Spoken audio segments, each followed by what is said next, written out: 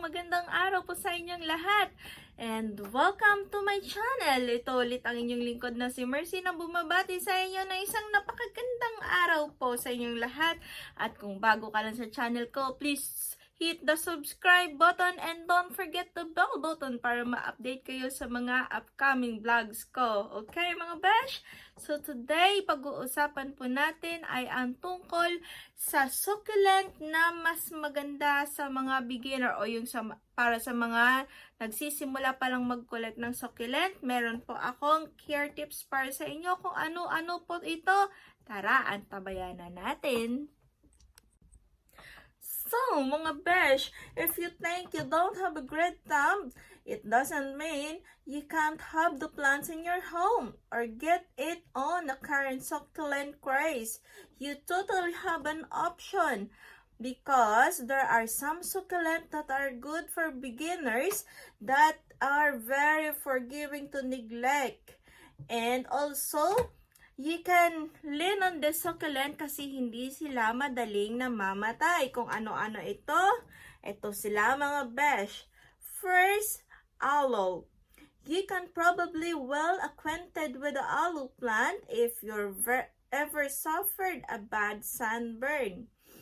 There are so many different varieties of aloe to grow, ones with zebra stripes, speckles, and spots, a crown of pointy leaves, you name it, there's a lot of it.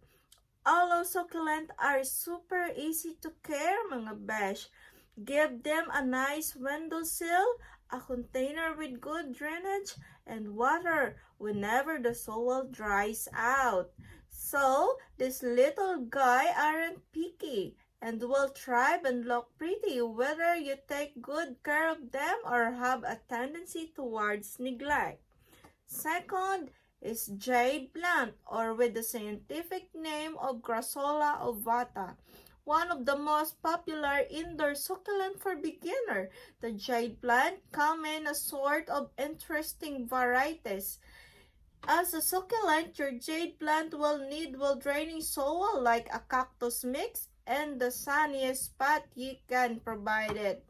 Jade plants like to have their soil dry out completely between watering, but don't hold back on the water when it's time to do so. It's much better to give your jade plant a good soaking when it needs it than to give it tiny sips of water more frequently. You can find regular varieties with rounded leaves or more unique varieties like Grassola ovata, known as hobbit or golem, which have wire finger-like leaves. There's another one, what we call echeveria. This classic succulent is one of the most commonly seen these days. Echeveria plants form beautiful rosettes in all sorts of colors, including pastels. The biggest problem for beginners faced with echeveria is overwatering.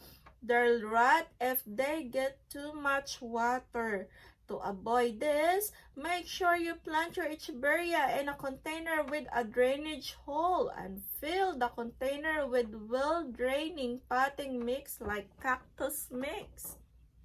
Only water your echeveria when the soil has completely dried out. Then you may water it deeply until water comes out the bottom of the drainage holes. Echeveria does require more sunlight than most succulents, so offer yours the sunniest spot you've got in your home.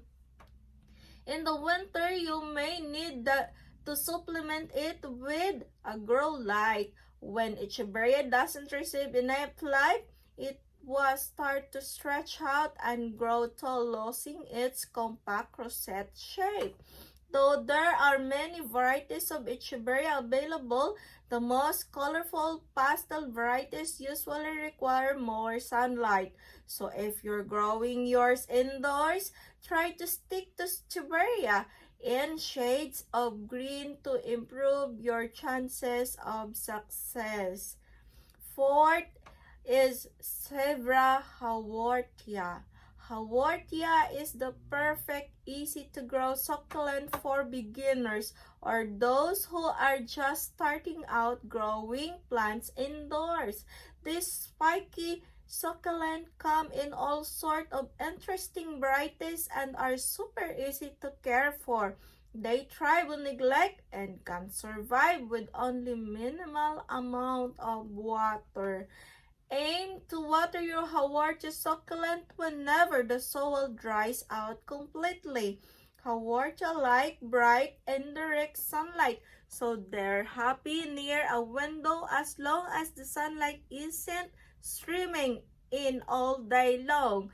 Haworthia plants are bright and vibrant green, and some varieties have striking stripes and spots. They're also quite common, so you shouldn't have much difficulty finding one of the local hardware store or nursery or in other plant farm. Alternatively, you can order them online as well. Next, fifth is Tiger Jaws. If you're looking for conservation starter, the Tiger Jaw succulent might be for you. Just looking at the Tiger Jaw succulent, you can see where to get its name. Its leaves looks like a bunch of tiny tiger jaw, complete with sharp pointy teeth. It's both visually interesting and one of the easiest succulent for beginners to grow. In the fall and winter, Tiger Jaw also produce bright sunny yellow flower up to 2 inches in diameter. Keep your succulent in a bright window with direct sunlight, or Tiger Jaw will need at least 4 hours of direct sun each day in order to produce flowers. To take care your Tiger Jaw succulent, plant it in a container with a drainage hole, like other succulent with a good well-draining soil like cactus mix, and water whenever the soil dries out completely and water deeply. 6 is boreastil, or it's a kind of sedum. So boreastil or dunkastil is a super fun and easy to grow succulent that looks absolutely fantastic in hanging basket. Long strands of these luxurious tails streaming from the basket will grow your home some added flair and character. This sedum variety is very easy to grow and propagate. If you're ever fancied starting new baby plants from falling leaves, give it a try with your boreastil. Just remove the leaf and place it on the top of the soil of the small pot and keep the soil damp. The leaves will eventually root, and in a few weeks to months, you will have a brand new boreastil plant. Boreastil likes bright and dark sun and partial sun, so give it a spot near a window. Good drainage is also important, so plant in a container with drainage hole like other cactus, with using a cactus potting soil or well draining soil. Don't overwater your boreastil because it could rot. Be sure to let the soil dry out completely between watering, then water it deeply. Next is what we call Mother of Thousands. It's a kind of kalanchoe. The Mother of Thousands variety of kalanchoe succulent is a fun and interesting plant to grow. It is also able to take quite a bit neglect and abuse. So if you are a first timer, this plant is a great of choice. A great succulent for beginner. Mother of Thousands will be happy as long as you give it as much light as possible and a pot with good drainage. Be sure to plant it in a container with a drainage hole. Same with the other succulent with a well-draining potting mix like cactus mix, or you can make your own. Water your kalanchoe with a top inch or so well is dry to touch. A word of warning: be careful of your growing this plant outdoors because Mother of Thousands succulent definitely lives up to its name. It can produce thousands of tiny little plantlets on the edge of the leaves. These plant babies will eventually fall off and start growing in a soil wherever they fall. This can be quite bothersome when they start taking over your yard, but Kalankuwe does great in container as well as indoor, where you shouldn't have a much of a problem because this Kalankuwe. So, ayan mga besh, I have 7 example of easy to grow succulent na mabubuhay kahit sinabi nilang wala kang green thumb mga besh. So, ano pang inaantay nyo? Tara, bumili na tayo. Well, ako meron na mga besh, kaya good for me. So, ano pang inaantay natin? And I hope may nakuha po kayo sa video natin today. And kung nagustuhan nyo po itong ating vlog, please don't forget to share and hit the like button. At kung meron kayong katanungan, please drop your comment down below mga besh. At sasagutin po natin yan sa abot ng ating makakaya.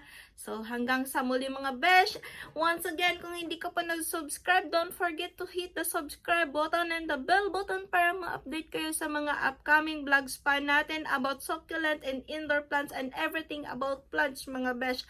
Ito ulit ang inyong lingkod na si Mercy na bumabati sa inyo na isang magandang araw sa ating lahat. But, bye-bye for now. I'll see you next time.